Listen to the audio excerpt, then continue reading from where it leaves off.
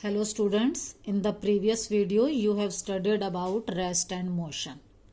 Now we will study about motion along a straight line. Before discussing the topic, we must know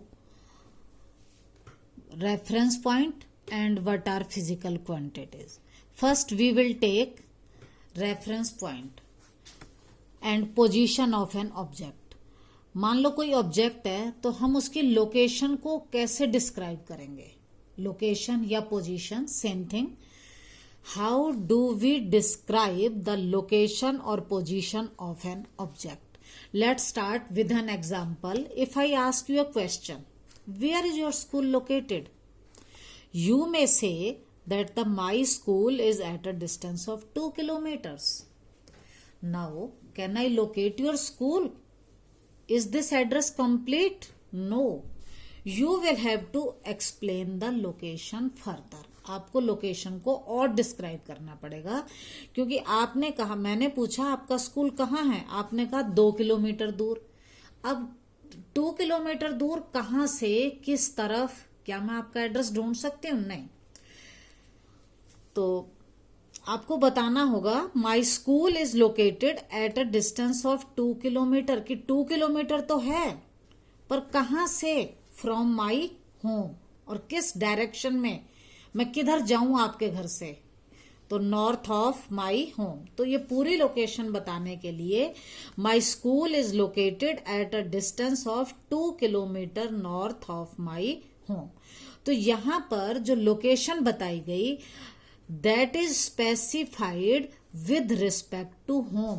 home के specification से बताई गई कि मेरे home से 2 किलोमीटर नॉर्थ में जाना है. So here home is the reference point. मतलब जब भी हम कोई लोकेशन बताएंगे तो हमें कोई ना कोई एक रेफरेंस पॉइंट लेना होगा, और उस रेफरेंस पॉइंट को हम कहेंगे ओरिजिन. ठीक है. So to describe the position or location of an object, we need to specify a reference point, and this reference point is called the origin. Next है, what are physical quantities. देखो, हम बहुत सारी quantities से deal करते हैं, तो इनमें से जो भी quantities can be measured, all the quantities that can be measured, जिनको हम नाप तोल सकते हैं, they are called physical quantities. For example mass. Mass हम जैसे कहते हैं कि इस मोबाइल का मास 100 ग्राम है, तो हर ऑब्जेक्ट का कोई ना कोई मास होता है, तो हम इसको मेजर कर सकते हैं. ऐसे ही टाइम को हम मेजर करते हैं, कितने सेकंड हो गए, कितने घंटे हो गए. टेम्परेचर को भी मेजर करते हैं डिग्री सेल्सियस या डिग्री फ़ारेनहाइट में. लेंथ को भी करते हैं measure, metre, centimetre, kilometre etcetera में. तो इस तरह से ये वाली जो सारी क्वांटिटीज हैं that can be measured are called physical quantities. अब जब भी कोई फिजिकल क्वांटिटी होगी तो उसके 2 पार्ट्स होंगे. एक तो होगी उसमें कोई न्यूमेरिकल वैल्यू. जो numerical value of a physical quantity is called magnitude.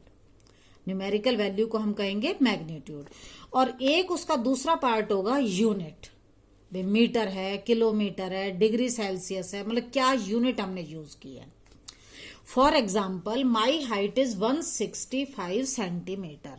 Hair 165, ये जो न्यूमेरिकल वैल्यू है, it is the magnitude, and centimetre is the unit. तो और ये हो गई एक फिजिकल क्वांटिटी हाइट की. तो फिजिकल क्वांटिटी फिर 2 टाइप्स की हैं. They may be scalar quantity और they may be vector quantity. What are scalar quantities?